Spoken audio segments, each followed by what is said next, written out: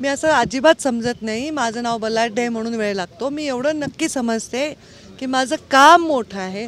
माझा मुंडे साहेबांचा वारसा आहे. मुंडे साहेबांनी आयुष्यभर केलेलं सेवा आहे आणि मी केलेलं काम आहे. त्याच्यामुळे ते काम बोलतंय. आता खरं तर एखाद्या उमेदवाराला जेव्हा जायचं असतं ना कुठे, तर त्याला सांगावं लागतं, अरे मी हे करीन, मी ते करेन. पण मी जिथे चालले तिथे लोक सांगतात तुम्ही हे केलं आहे, तुम्ही हे केलं आहे. म्हणजे अक्षरशः एखाद्या ठिकाणी गेले की लोक सांगतात हा रस्ताही तुम्ही दिला आहे, हायवे तुम्ही दिला आहे, ग्रामपंचायत कार्यालय तुम्ही दिले. तर ते जे आहे विकास, जे 5 वर्षात मंत्री म्हणून मी केला, तो विकास आणि विश्वास, हेच लोकांचा विश्वास माझ्यावर की पंकजाताई ह्या न्यायप्रिय आहेत. त्या जातीवाद करत नाहीत, त्या चुकीच्या खोट्या गोष्टींची बाजू घेणार नाहीत, त्या अंतिम माणसाच्या साठी काम करतील. हा विश्वास मला विजयी करेल असं मला वाटतं. गेल्या 3 दिवसापासून तुम्ही बीड जिल्ह्याच्या दौऱ्यावर आहे. आज तुमचे मामा प्रमोदजी महाजन यांचं हे गाव आहे. आजोळातून कसा प्रतिसाद मिळतोय काय नाही, चांगलाच प्रतिसाद आहे. नेहमीच चांगला प्रतिसाद होतो. काल मी केजच्या मठात गेले होते. प्रमोद मामा जन्मला तेव्हा त्या मठात त्यांचा अनुभव माझ्या आजींनी मला खूप सांगितले होते, तर तिथे गेले होते. आज अंबेजोगाईत, खरं तर अंबेजोगाईमध्ये ते जन्मले नाही, पण अंबेजोगाईमध्ये जसं मुंडे साहेब जन्मले नाही, हे दोघं कॉलेज जीवनात इथे राहिले आणि त्या काळात राजकारणामध्ये त्यांनी जी पहिली पावलं उचलली, एक राज्याचा देशाचा नेता मोठा झाला. मला वाटतं या मातीमध्ये कमाया आहे. ताई, शिवसंग्राम तुमच्या सोबत आहे. शिवसंग्रामपूरच्या ज्योती मेटेंचे देखील नाव चर्चेत आहे. आज ते बीडमध्ये आहेत, चाचपणी करतायत. कसं बघताय? काही नाही, मी त्यांच्याकडे बघायचं काही कारण नाही. मी माझं काम करणं माझं कर्तव्य आहे. बाकी लोक काय करतायत हा त्यांचा चॉईसचा प्रश्न आहे. त्याच्याविषयी माझ्या मनामध्ये काही असं राग, लोभ किंवा वाईट वाटायचं कारण नाही. लोकशाहीत अधिकार आहे प्रत्येकाला चाचपण्याचा. पण त्या आत्ता तरी महायुतीत असल्यामुळे मला नाही वाटलं की त्या युती सोडून जातील.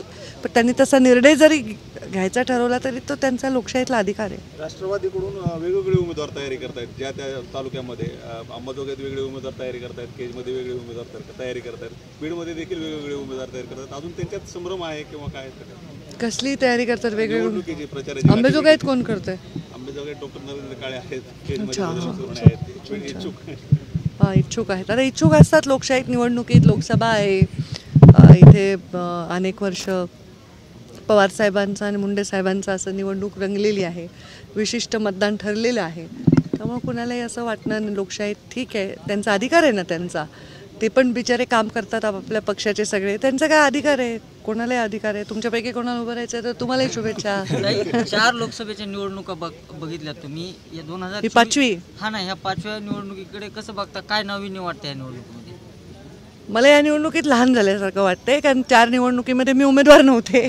मला मुंडे साहेबांसाठी मतं मागायचे होते, प्रीतमताईंसाठी होते. आता मला स्वतःसाठी मागायचं, तर मी नवीन वाटायला. मला पहिल्यांदा चालले ना, तर असं नवीन कॉलेजमध्ये गेल्यासारखं वाटायला मला. आता तुमचे पक्षाचे मित्र पक्ष जे आहे राष्ट्रवादी काँग्रेस, अजित पवार, स्वतः धनंजय मुंडे सुद्धा तुमच्यासोबत आहेत.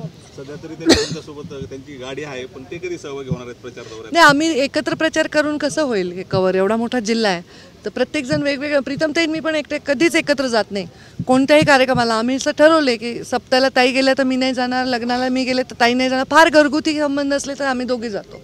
तर ते राष्ट्रवादीचे आहेत.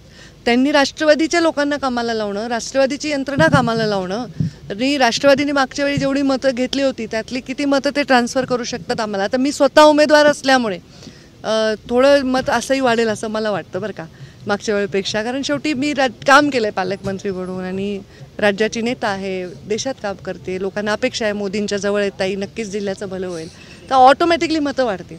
आणि आता पुन्हा यांनी आल्यानंतर मतं वाढतील. त्यांनी त्यांचं काम केलं, मी माझं काम केलं, तरच यशाकडे जाऊ.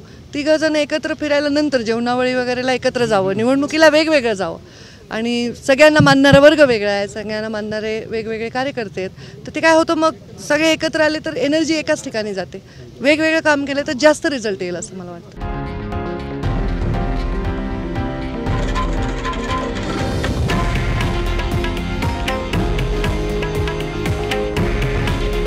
हे आहे देशातील नंबर 1 न्यूज नेटवर्क आणि आपण पाहत आहात TV9 मराठी. काळजी तुमची, हित महाराष्ट्राचं.